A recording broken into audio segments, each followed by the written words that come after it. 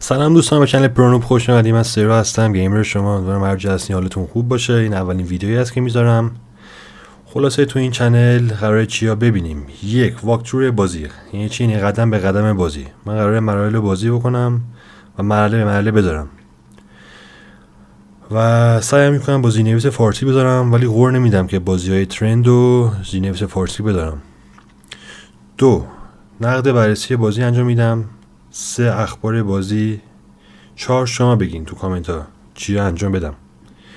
من از 3 سالگی بازی انجام میدادم، عاشق بازی کردن هستم. اولین بازی هم که انجام دادم GTA 2 بود. خلاصه از لباس منم معلومه که عاشق بازی کردن هستم.